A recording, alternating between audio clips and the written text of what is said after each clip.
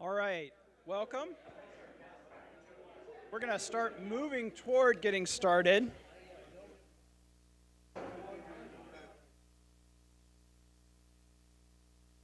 It looks like most everyone has food, which is terrific.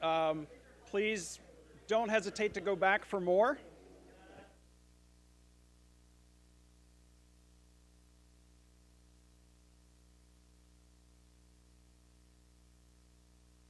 All right.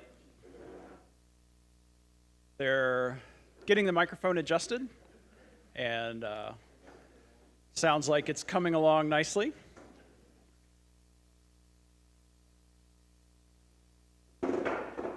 So welcome everyone here in the room. I know that many of you were over in chapel and heard the excellent message on integrity and on God's strength and not our strength. Welcome to those joining us online. Appreciate you signing up and taking the time out to be here with us today. I'm Matthew Epinette. I'm the Executive Director of the Center for Bioethics and Human Dignity. Our offices are over in the library. We are a research center dedicated to exploring questions of what we should and should not pursue when it comes to matters of life and health.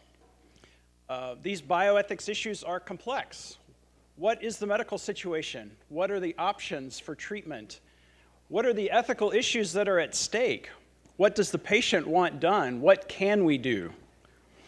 They're immediate and pressing. What are we going to do for this patient right here in this bed? And they carry larger societal implications. Right now, there are 15 states in the United States that are considering legislation that would legalize assisted suicide. You may have seen that President Trump signed an executive order on IVF. How do we as Christians think about these reproductive technologies? What does our view of Christology have to say about what we think about embryos and what we know from the science of embryology? Canada has already legalized both euthanasia and assisted suicide 9 years ago. And as of last year, or 2023 actually, it is now the fourth leading cause of death in Canada. Heart attacks, cancer, accidents, euthanasia.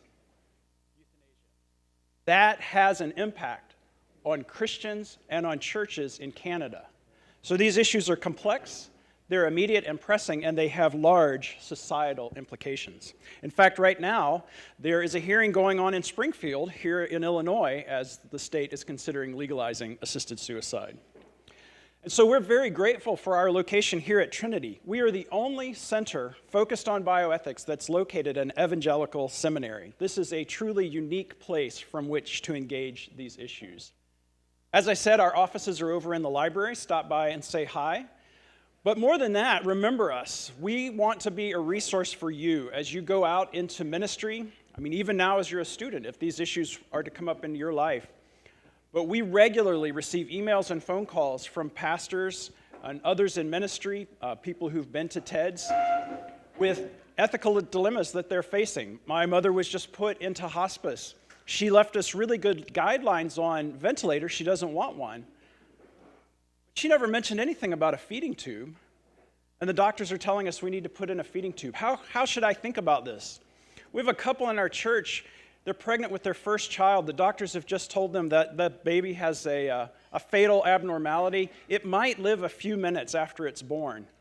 Is there anything I can do for them? The doctors are telling them to abort. These are the kind of questions that we get. These are the kind of questions that we welcome. So please, as you go out into ministry, and like I say, even now, if these dilemmas arise in your life, please reach out to us. Let me introduce our guest for today. This is Chaplain Brigadier General Charles Causey. He is the Deputy Chief of Chaplains for the United States Army Reserve. He serves as the primary Army Reserve liaison to the United States Army Chief of Chaplains. He is also the Director of the United States Army Institute for Religious Leadership at Fort Jackson, South Carolina. And we'll talk a little bit more about this in a few minutes, but he is ordained by and endorsed by the Evangelical Free Church of America. And so was a student here. He and I were students at the same time, but we didn't know one another. But we're very glad to have you here with us today, Chaplain Causey. Please welcome him.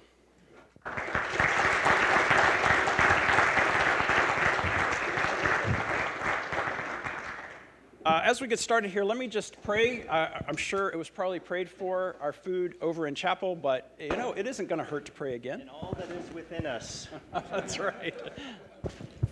Heavenly Father, we're grateful for this time to be together. We're grateful for your presence here with us. Thank you for this food. Thank you for all the ways in which you provide for us. We pray that it would be a blessing to our bodies. Pray that the words that we share today would be edifying, uplifting, and informative. Thank you again for your presence with us. In Jesus' name, amen. There's a slide coming up that has a QR code on it, and we welcome you to put your questions in. While Chaplain Causey and I speak, if questions come to mind, put those in, and we will get to those near the end of our time together. We've used this app quite a few times, and it works great, which means there'll be a huge glitch right now.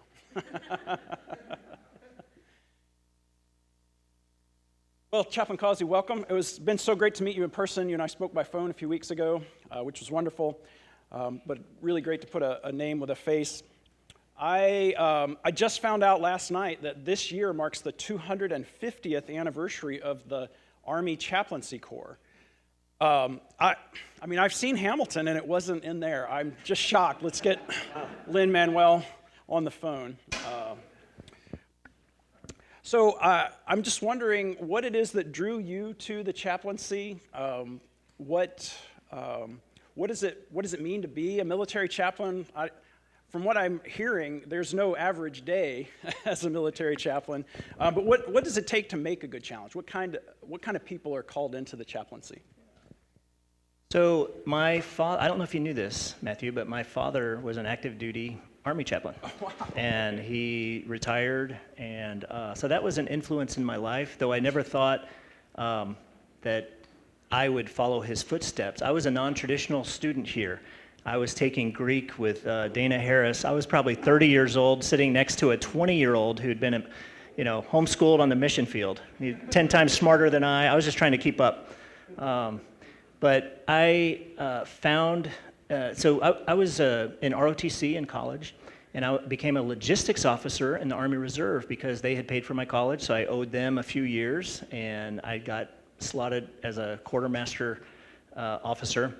But I ran across by the White Horse Inn, there was an Army recruiter booth, just like the one that was out front of chapel earlier today. And the chaplain said, hey, he struck up a conversation. I said, well, you already got me, and he said, well, why don't you become a chaplain? And that way you can consolidate. At the time, I was an associate pastor in an evangelical free church, and I'd started going to seminary. And he said, you could be an Army chaplain and synthesize your life. And I was like, wow, it was amazing. I need to take a step back. I never thought that I would even go to seminary. I didn't know God had this path for me. So I never considered being an Army chaplain. I got into ministry early with Campus Crusade for Christ, and then working at an evangelical free church in Iowa. And I think if I had had a Bible degree, I maybe wouldn't have come here. But I had a very secular degree from the University of Colorado in Boulder, and I felt like a good salesman should know his pots and pans. And I needed to learn about the Bible well if I was going to. God had called me into this for a lifetime, and I really needed to be trained. And if I haven't said it enough in the hours that I've been here, I'm so appreciative of Trinity and its leaders and its professors. They truly helped form me and shape me, and I've used it for my entire career. It's incredible. I have nothing but gratitude and thankfulness in my heart for that. I became an Army Reserve chaplain, and then I got mobilized overseas, and then the rest is I went active for the Army Reserve side of the house, but I've done that for many years. So I don't think I answered all your questions. I think there was a part B on there. I was just curious, having been in the chaplaincy and do well at it. I think what makes a good chaplain is the same thing that makes a good leader. I really do. Somebody that's a person of integrity, someone that has the virtues that I think we'll be maybe talking about today at some points, but they lead as part of their heart. You can trust them, you can count on them. There's a lot of talk about ethics in the Army, but what people really want is integrity. They want a man or woman to have integrity. And I know that there are a lot of things I can say about this, about leadership and chaplaincy, but I think somebody being real and authentic and honest. I did a research project on a marriage book with a friend. It's been a long time now, maybe 10 or 15 years ago, and we found that some of the most basic concepts were the most powerful. For instance, kindness in marriage. You would think it's assumed, right? We're practicing God's hesed, his loving kindness from the Old Testament with our spouse, but yet we're not kind to them. A husband can be kinder to a waitress than they are to their spouse. And so I think the same thing true, what God's put on my heart for the last few years, and it was brought up earlier, is about honesty, how powerful that is in leadership and in the military. And I think that's what people want. They want somebody genuine and honest and authentic. And I'm not saying that I've got it figured out. I really, I sit up here like I am talking like I have it all figured out and I know it. In fact, I need to give an anecdote just to keep me in my place.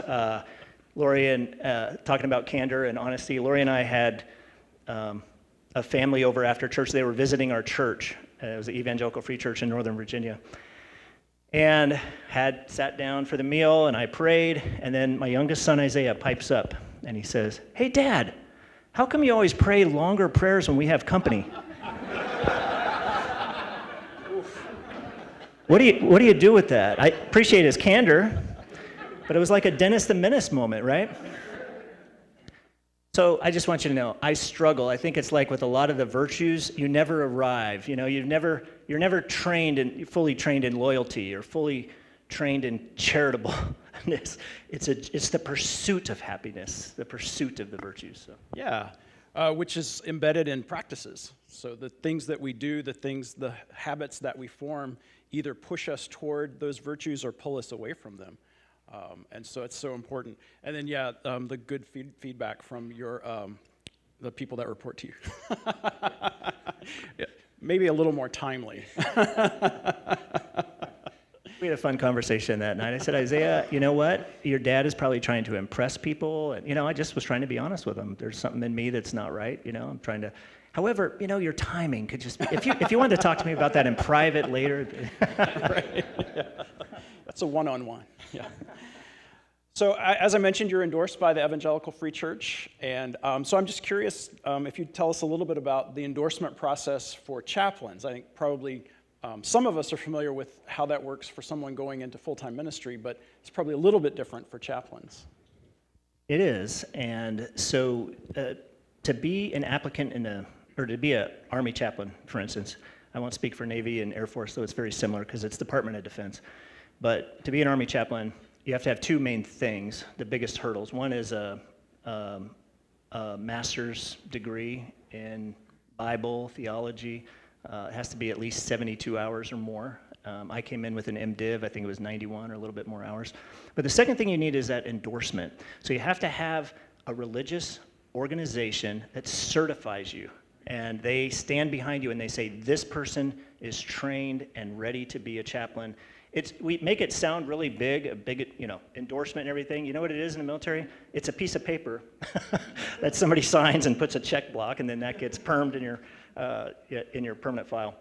But so the Evangelical Free Church, thankfully, when I first came in, we were part of the National Association of Evangelicals. I guess we weren't big enough to have our own endorsing body, but since then, for a long time, we have endorsed our own chaplains, and it's a blessing to serve with other Evangelical Free Church chaplains, and they have a certain bar, and you have to have the highest credential in the organization. I think that's true for all. Is that true for all, Brandon? Okay. And there's 169 or 170 endorsing bodies. They're not all denominations. Some of them are what we call umbrella groups. That, for instance, Coalition of Spirit-Filled Churches, for instance, and they will endorse hundreds of chaplains. They're all part of different denominations. Does that make sense? So there's a lot that are coming in as Methodist or Presbyterian or another denomination, but there's some that have this kind of umbrella group that is certifying them and saying they have the highest credential in their denomination and they're ready to serve. Well, so that leads me right into my next question, which is on pluralism. So you mentioned there are a variety of denominations within the Army Chaplaincy Corps, but it goes much broader than that. They're not all Christian. They're Jewish rabbis, and I don't even know.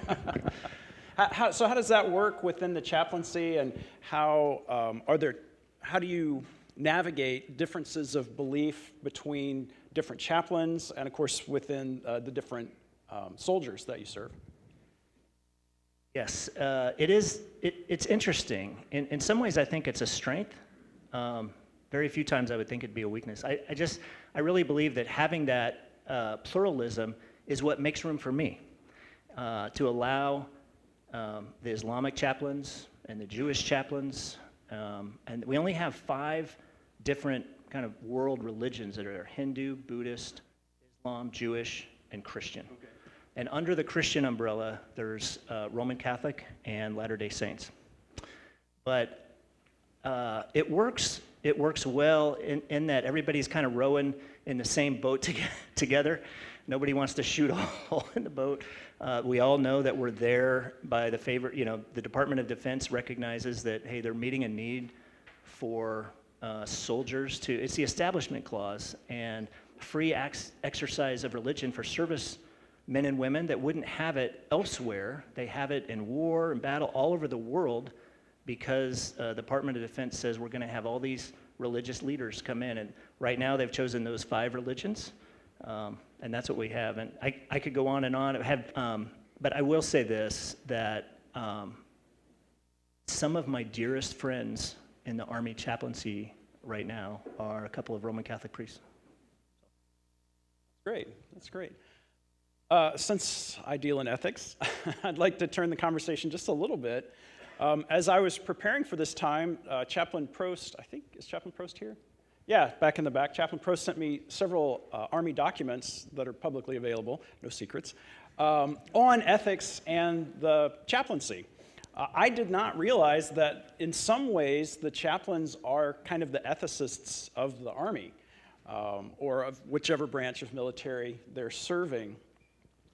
And what I discovered is that not only is this role something I didn't expect about chaplains, but I came across this quote that talks about the sort of robust way in which they engage with ethics. It says, "Ethical reasoning is often complex and difficult in practice." Isn't that the truth?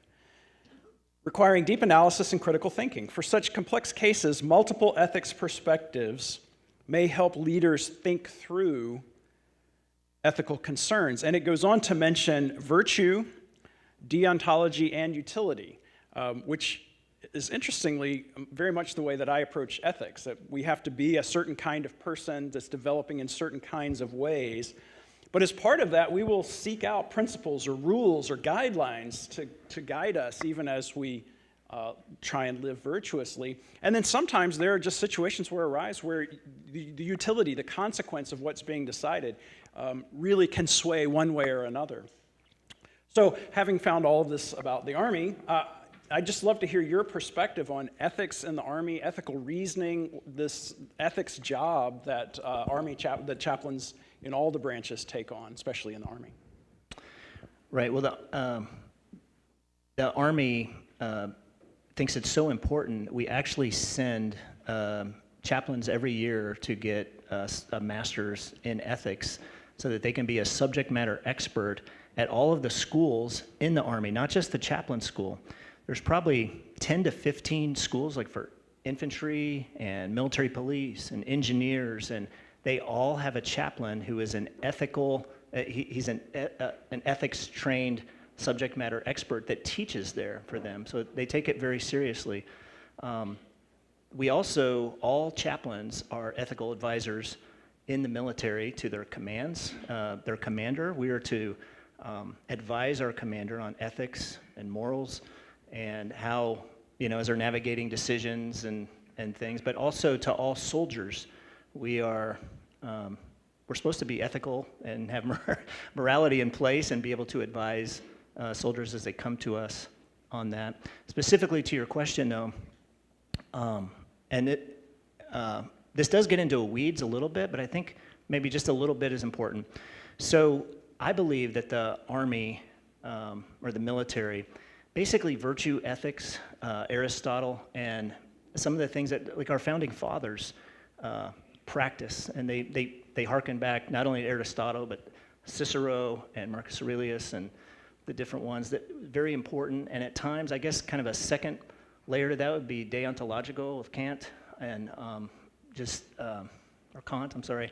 But then maybe just a little bit utilitarian, and that's Bentham and Mills, and then maybe, we chaplains as Christians, divine command authority is important to us, and then I know there's social contract, but I think overall we have the Army values, the 7 Army values, we have the Army ethic, we have the oaths that we take to support and defend the Constitution of the United States against all enemies, foreign and domestic. That's all wrapped up in the military ethic and in ethical reasoning. I'm sorry to keep going on. You have probably a lot more questions, but I really believe that chaplains have a vital role in our armed forces as that not just salt and light, but for moral strength and support to advise commanders on ethics. We hope that, here's what's crazy. The Army expects all their leaders to be ethical and to be people of integrity, but it's not like they get a lot of training on it. They don't have a ton of classes on it. The chaplains are there to provide that. And just recently, there's been a resurgence in the Army Chaplain Corps. We are talking a lot about moral courage and moral leadership and moral injury. And in fact, I know that our Chief of Chaplains, Chaplain Green, has recently spoken to the Chief of Staff of the Army about some of these topics. And because the future looks like we might be going back to a war, not just the kind of war that we've had for the last 20 years, but maybe a large-scale operation war. Soldiers are going to need to understand why they're fighting and stand strong on the truth that this is a just war. We could talk a lot about what's a just war or not. And chaplains provide that to the soldiers in their unit. I'm sorry I went on and on. My wife would tell you I have the gift of the gab. She's usually kicking me under the table. I don't have that today, so I'm sorry. No, we've got plenty of time, so please don't worry about that at all. We've had at least 2 chaplains in the 5 years I've been here come through to study bioethics here.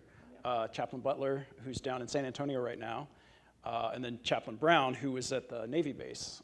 And he's moved on somewhere, and I'm not sure where, but anyway, so we are happy to help with ethics education where it's appropriate for soldiers and sailors. You mentioned moral courage. This is maybe a new phrase to a lot of people, and I wonder if you could just talk to us a little bit. What is moral courage? Certainly, when we think of the Army, we think of courage, but I think this is probably something a little bit different. I think for me, the first thing that comes to mind when I hear the words moral courage is I'm going to do the right thing even if I'm the only person. I think the textbook definition says doing what's morally right without fear of risk, adversity, and getting in trouble. And moral courage, it takes a lot of moral courage as a chaplain in the military because the command gets in a lot of sticky, thorny situations. And sometimes the chaplain is the only voice that will say, "Sir, can I talk to you for a minute?" You go into an office, "Sir, this might be a short-term gain, like a utilitarian movement here, but it's not going to gain you that bedrock of people being moral. We're concerned about people doing the right thing and being the right kind of person, and also when they leave war, to be able to go back in society and function and have health in that." And sometimes commanders, I can give you, for instance, there was in Vietnam, and it was Chaplain Latecki, and the commander was giving soldiers passes for the amount of kills that they would have. if they killed so many people, they'd get a pass to go to Hawaii or to go, to Hong Kong or somewhere. And the chaplain said no. He said, "Sir, this is," and he got in trouble. That commander and that commander's command, they were not happy with the chaplain, but they ended up changing the policy. Finally, right thinking took over. But there's several stories like that where now some chaplains have probably done that. Those who are morally strong and morally courageous, and that's a value to them, sometimes it doesn't always work well for them. And is that you, I mentioned that you're the leader of the Institute for Religious Leadership. Is that part of what you're doing there, is trying to help inculcate this kind of moral courage? Yes. I thought you were going to say, do we teach it? I was just going to give you a one-word answer. Yes. To inculcate it. Now that's a little more thicker. We try. Whoops, sorry. No. I guess I mentioned before, there's a lot of senior level chaplains that work there and mid-grade chaplains, and they're training that next generation. We train thousands of chaplains and what used to be called chaplain assistants, but they're now religious affairs specialists. They're the enlisted side. They assist the chaplain. But we train thousands of them a year, and at any one time we maybe have 200 or 300 that are on property, and our officer basic course is about 3 months, 3.5 months long.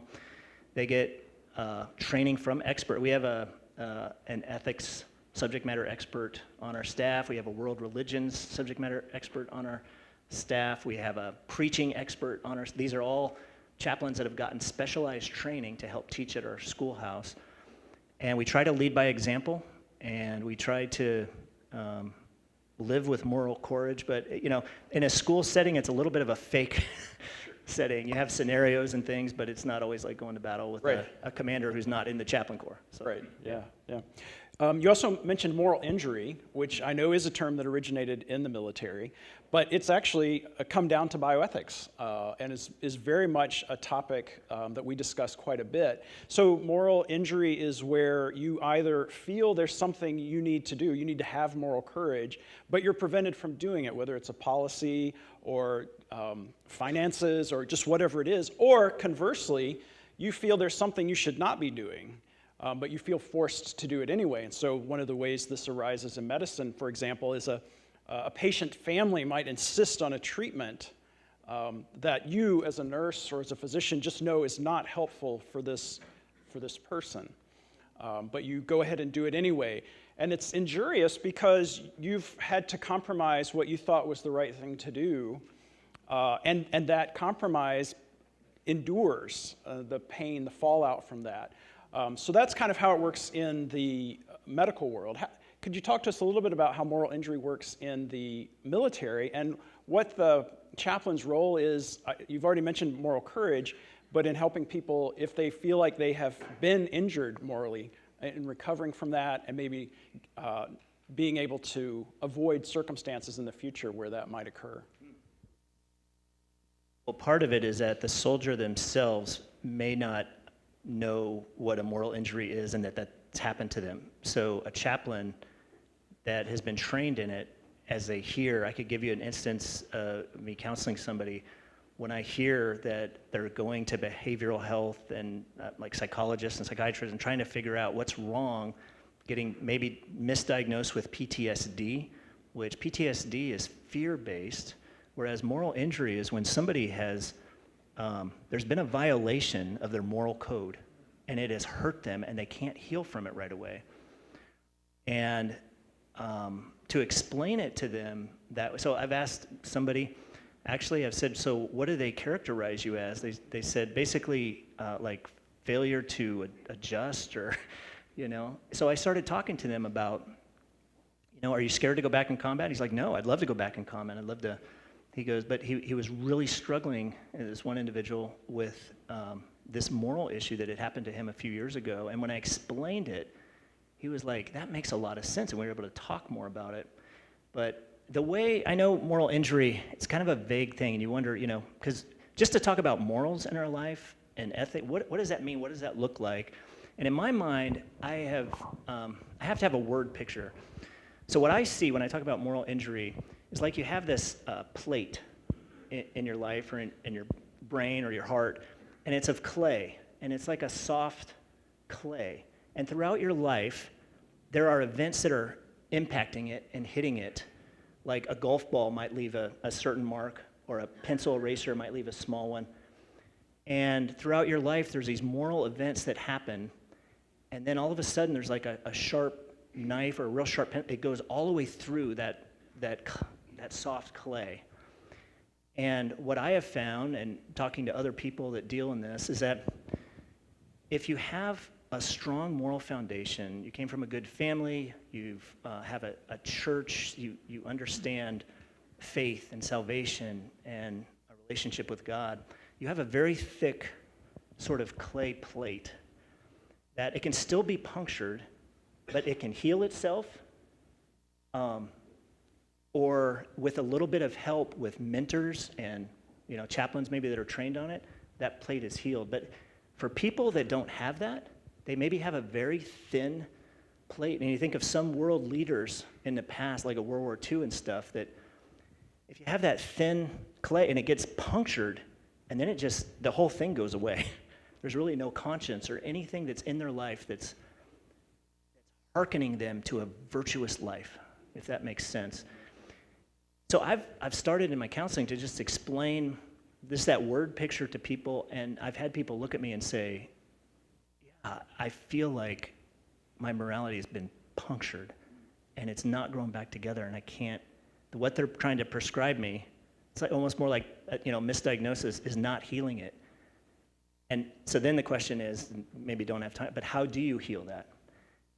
And in a way, it takes a lifetime of faith and flourishing in the Word of God and with godly people and mentorship and accountability, all the things a church would be there to help somebody, is the way that we develop a moral foundation. Is that? Yeah, that's terrific. Yeah, thank you. So one of the things that happens in our world, a bit too frequently perhaps, is senior leader failure. And we deal with that in our churches, we deal with that in our businesses, and I'm sure it happens in the military.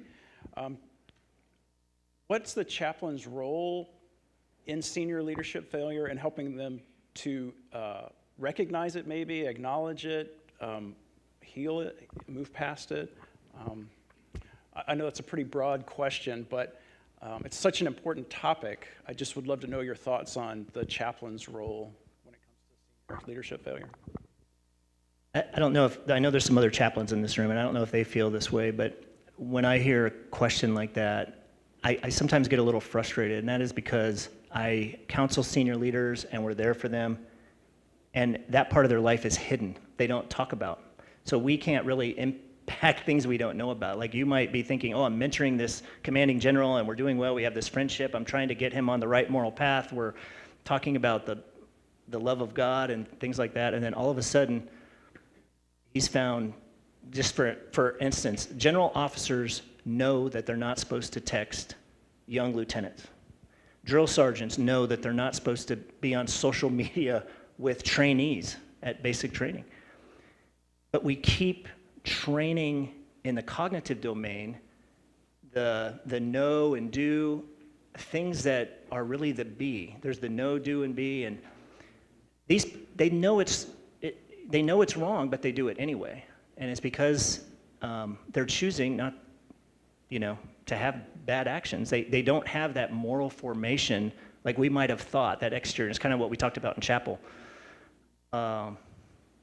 So to get back to your question, when there is a failure, a lot of times we don't have access to that person right away, but in prison, there will be chaplains there that can help people. Yeah. But also, it's kind of like in the church.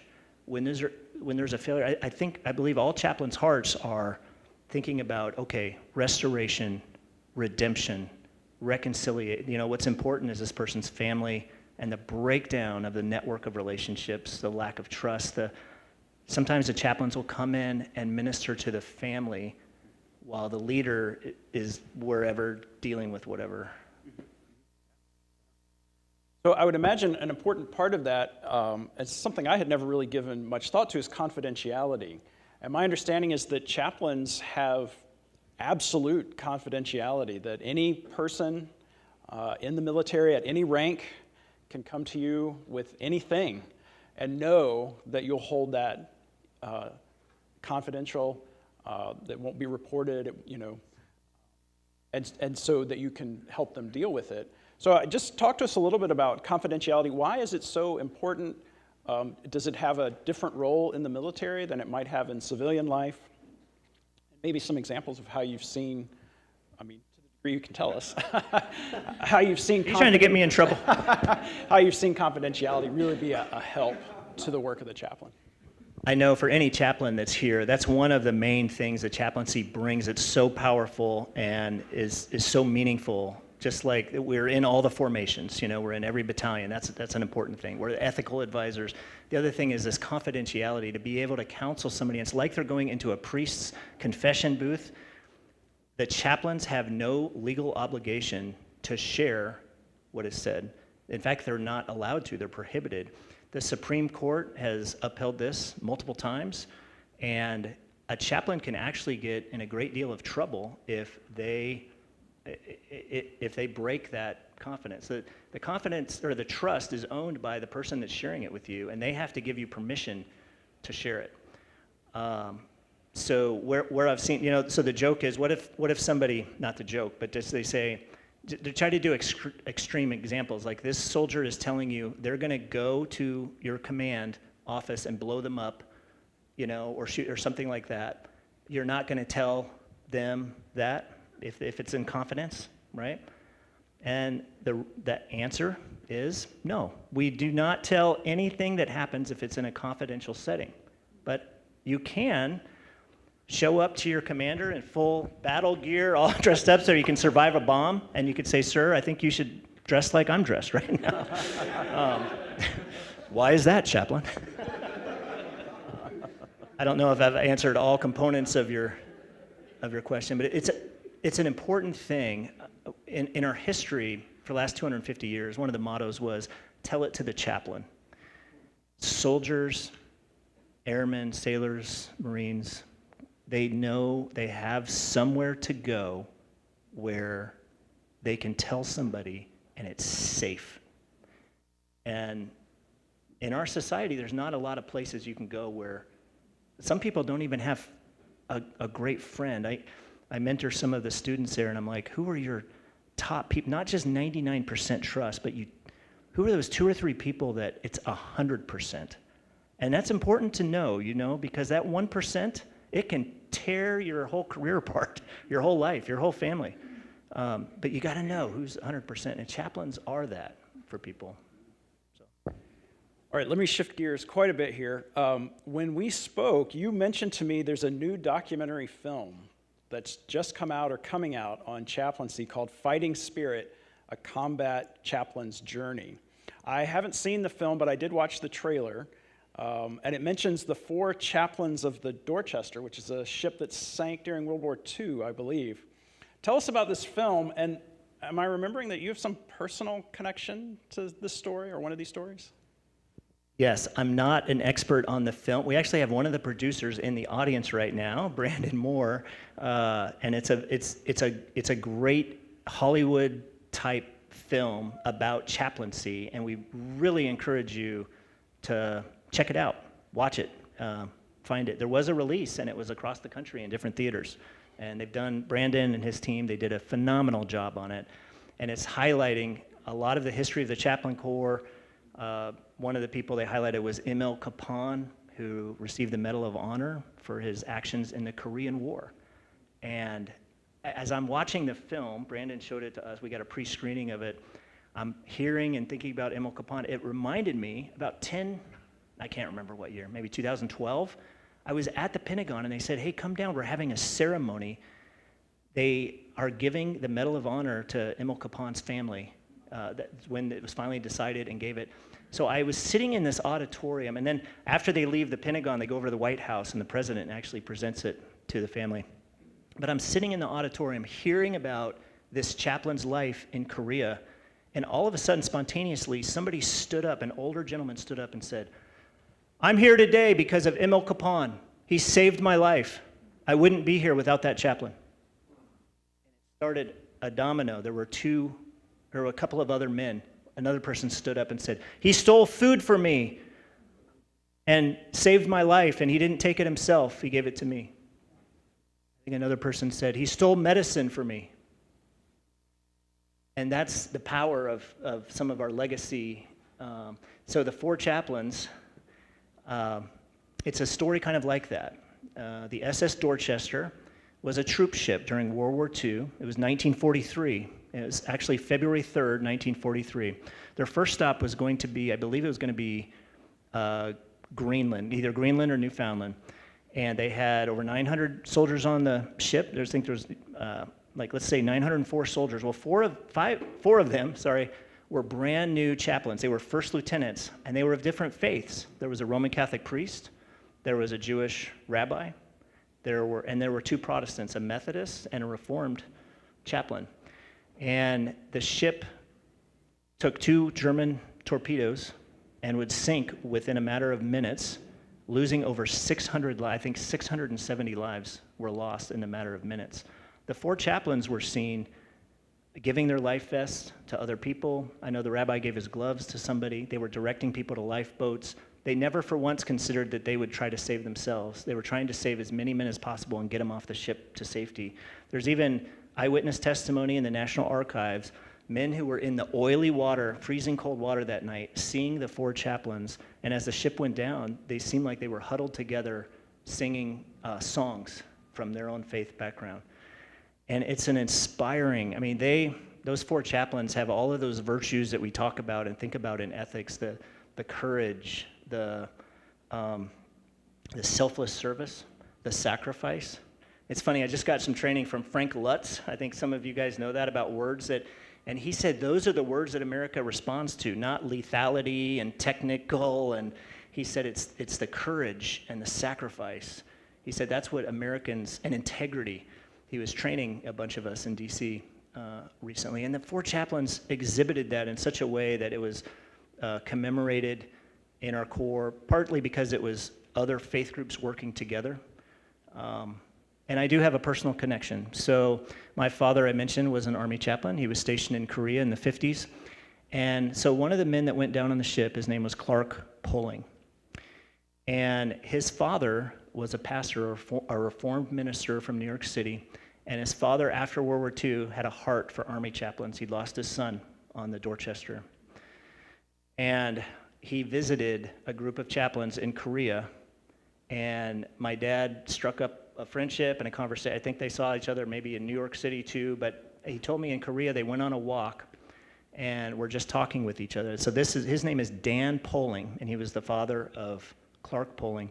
And he told my dad that he got a letter from Clark before the ship set sail. And I don't know what all was in the letter, but what I do remember my dad told me. My dad's been gone for 5 years now.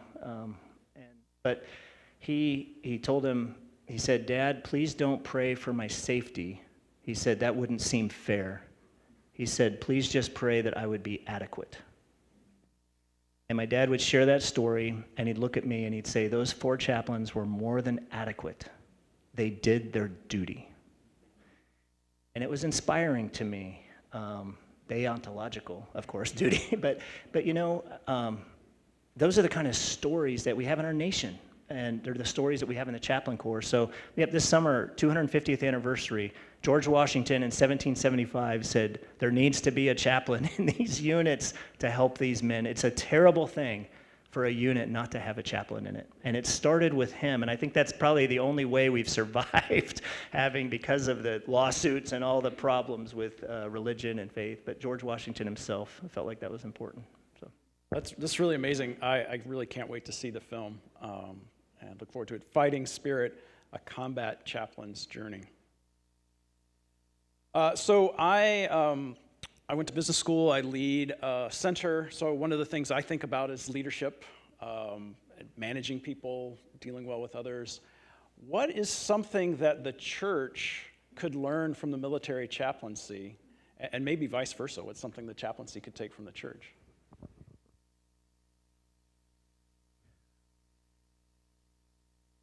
I think that the church could maybe learn to getting out there more, maybe. I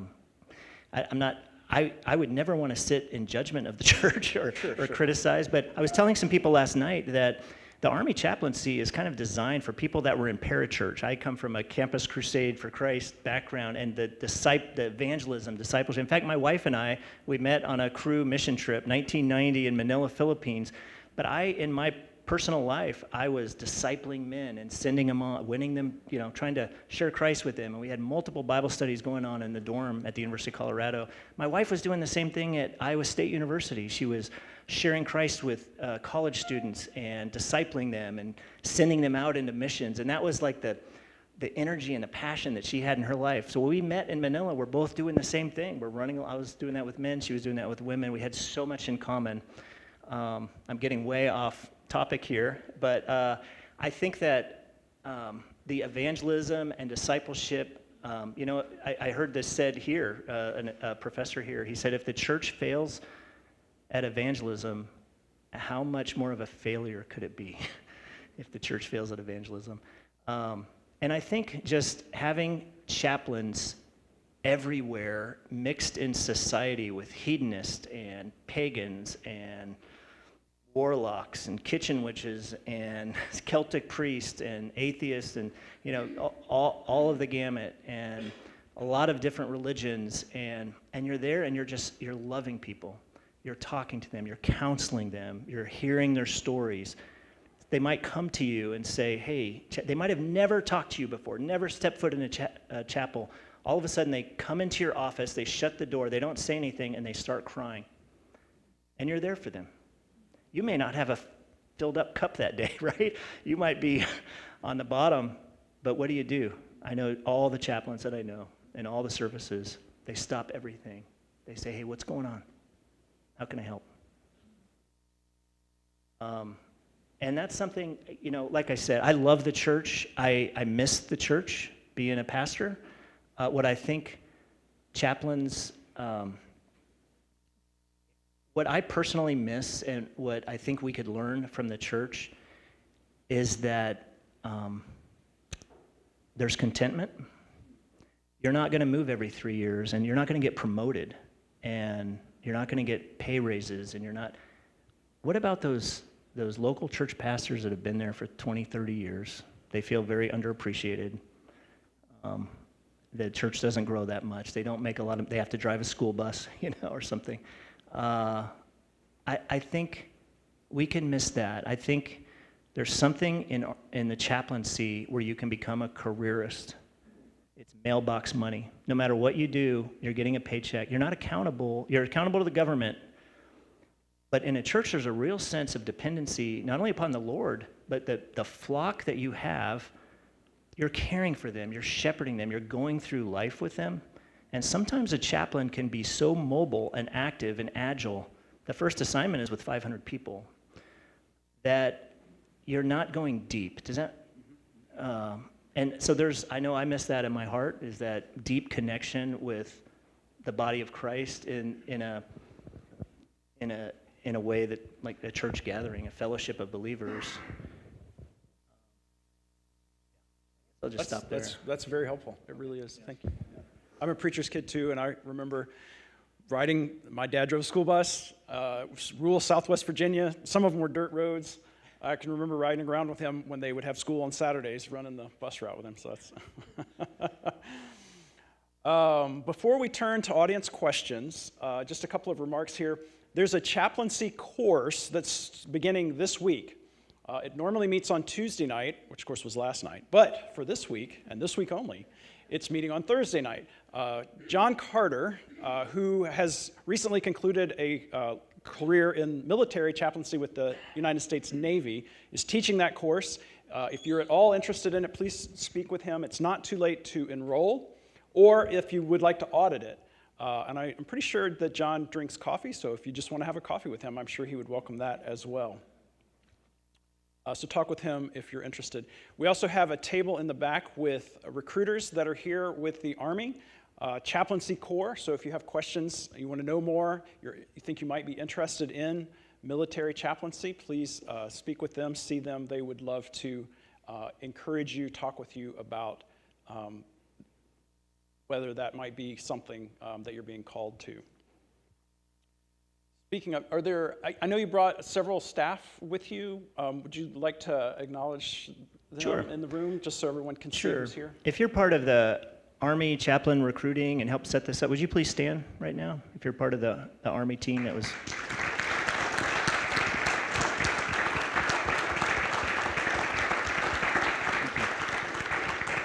And then I know we have two service members from the Navy Chaplaincy Corps who are here with us as well. Welcome to them. Let me just say, Chaplain Torres is going to help us with moderating the questions that you've put in. There's still time to add questions. Let me just say, Chaplain Torres has been at the center of the Army's planning for this, and she has been just an incredible joy to work with.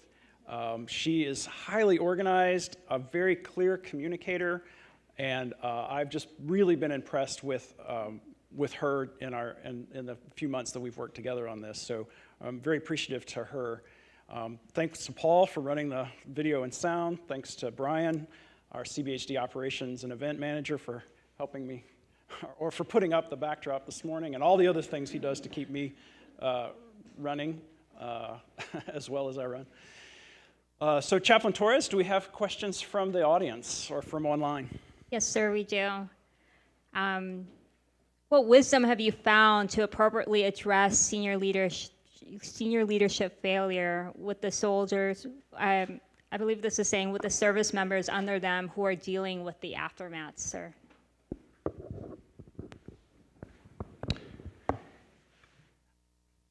The only thing I can think of, and through personal experience, we usually don't bring everybody in a group. We don't do things in a group way. We kind of deal with people one-on-one. And as people are asking questions or hurt by we have senior leader failure every once in a while. It just crops up. But then soldiers come and talk to the chaplain, and we talk to them about that.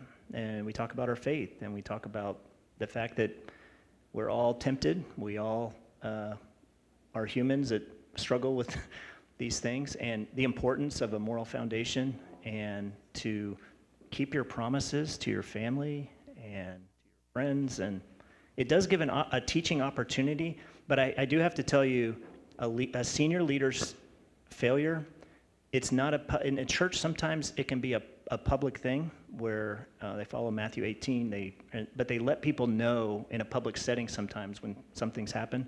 A lot of times there's just quietness in the military.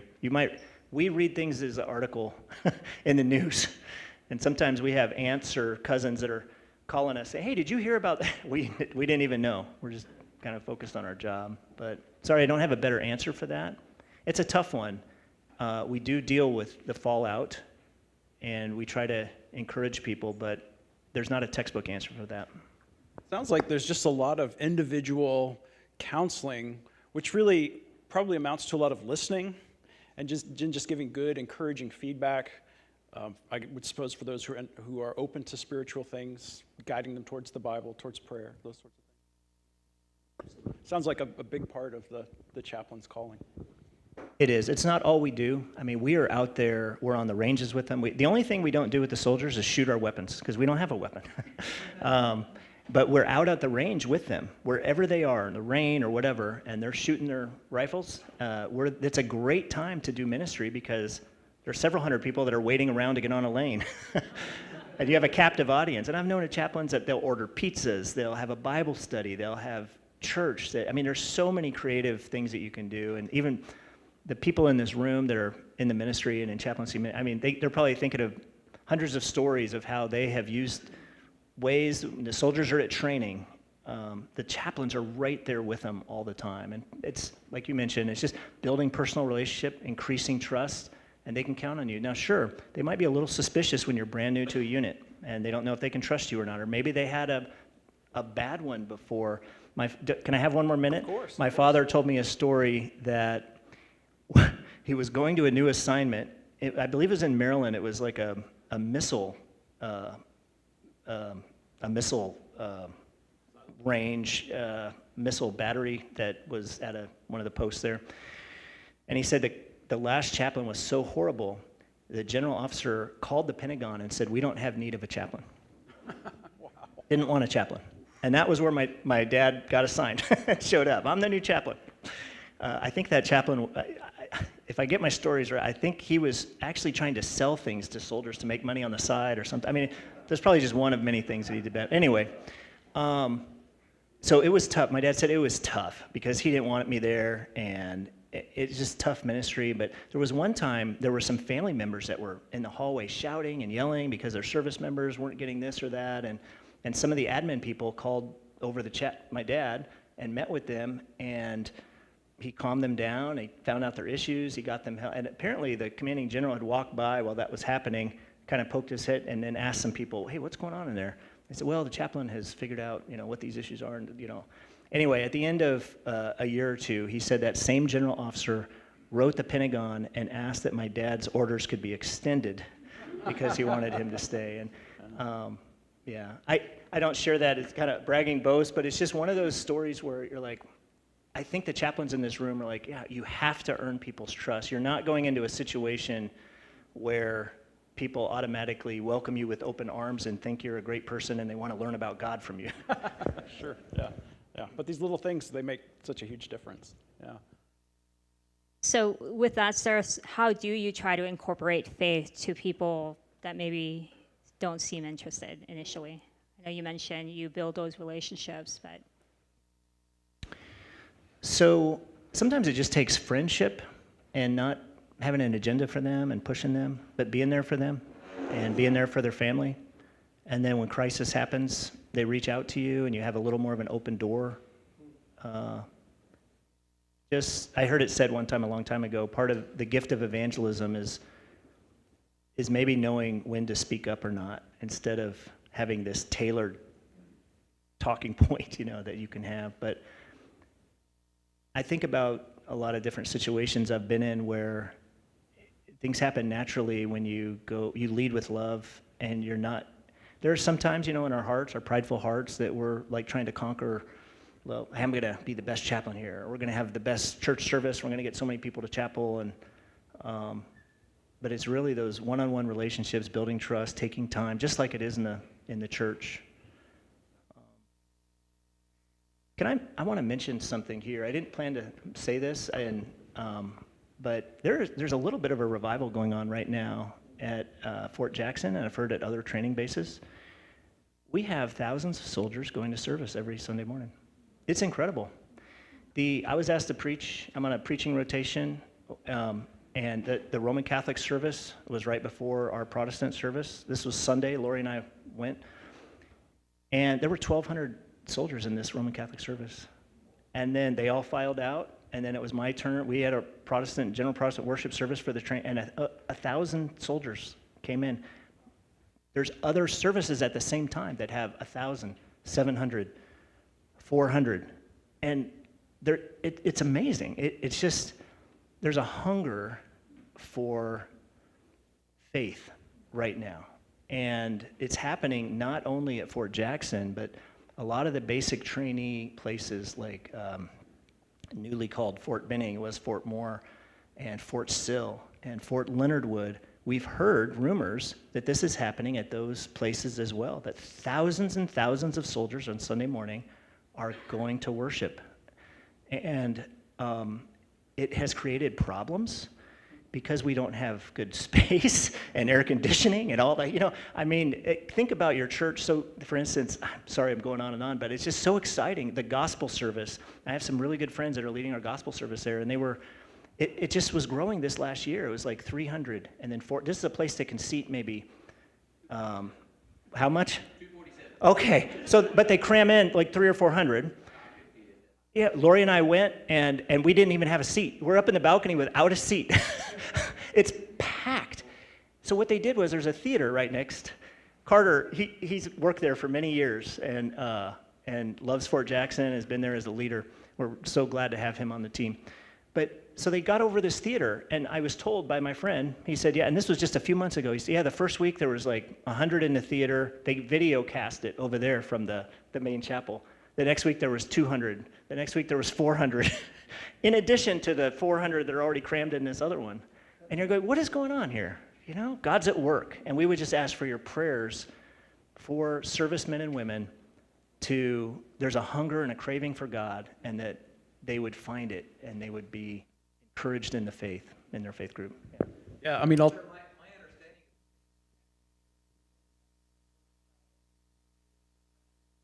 The same thing's happening at the naval station here at the Great Lakes. Absolutely. Chaplain Torres, can you hand him the microphone? If you're interested in being a chaplain, he is right. The impact you're going to make. I was at the Marine boot camp as a chaplain. I had 2,000 young recruits in the service in the theater and baptized over 500 young men there within that time period. And if you're interested in being a chaplain, you're going to make an impact. In terms of numbers, in 19 years, I've counseled 7,000 plus individuals. You just can't do that in civilian ministry, and been to 82 countries. So if you're interested in being a chaplain, the numbers are going to be different because you're engaged personally with people, a lot of counseling and things, but you're going to have you'll have to move a lot, but you're going to have incredible opportunities for ministry. You can't proselytize people, but you're going to lead many, many people to Christ. One person came to my office and said, "How do I become a Christian?" I'm like, "Can you say that again?" So I just want to piggyback, sir. I know it's probably not proper for a lieutenant commander to speak after a general, but Chaplain Carter's laughing. But if you're interested in being a Navy chaplain, talk to Chaplain Carter. He can hook you up, okay? The Army is already here, so. Thank you. Right, thank you. Thank you for that testimony. Thank you so much. That's wonderful. It's wonderful to hear. Sir, so how can we encourage local churches to adopt chaplains as missionaries they pray for? And then the question was, but don't have to raise money for.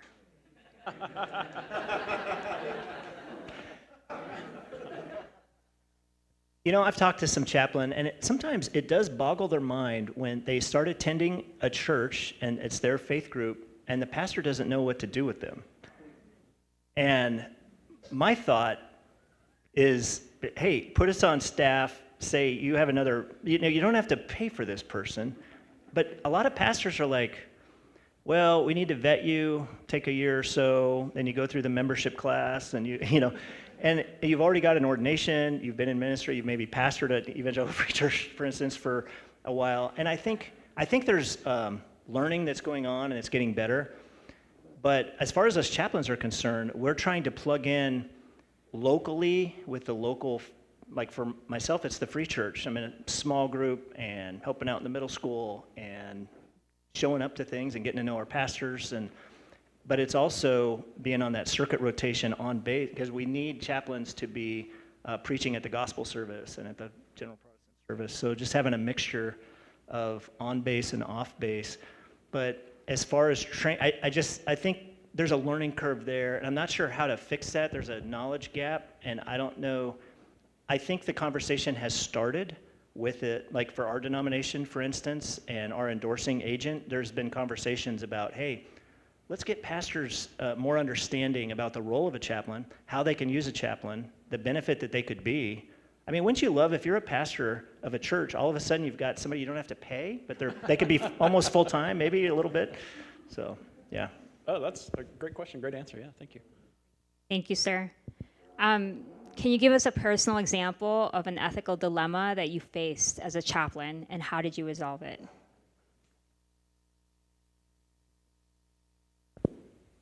Are we done with time? That's the last one, I believe, sir. We might be in the midst of one now. I want to share with you something that one of the most powerful leadership lessons I think we can hear is when people come in and tell you their failures. We had a general officer come to our offsite last year, and this is the way he started. He was a line officer, infantry, special forces, and the way he started it was, I'm going to tell you my 4 greatest leadership failures. That was how he opened training us. But it immediately pulled us in, and we're like empathetic because we've all had failures and we can all relate to that. But I can just share with you, there was one point in the chaplaincy that you wouldn't believe this of chaplains, but there can be politics played and feuds and fighting, and things aren't always that great at the top, And there was one instance where I lacked courage in supporting a senior leader. I think he was reaching out to me to support him in the battle that he was facing, and I shrunk from that, but I've learned from it. At the time, I didn't want to be bothered. I didn't think it was my fight. I didn't want to. I was told early on, never insert yourself in a battlefield if you don't have to. And I think that was my mantra then. But as I looked back, I thought I wasn't there for that man and his family like I could have been. I was weaseling out. And that has hurt me. And I feel like I hurt him at the time. But it has helped me because I have gotten more serious about being there for people. Thank you, sir. That's all I have. Well, that's wonderful. I know that you'll be here for a few more minutes if people would love to talk with you one-on-one. And so we invite you to do that if you'd like. Thank you for being here. Thank you to everyone who worked so hard to put all this together. This has been a real blessing for me, so I hope everyone else has benefited as well. Let me just say again, the chaplaincy course, Chaplaincy, Calling, Role, and Function, that Dr.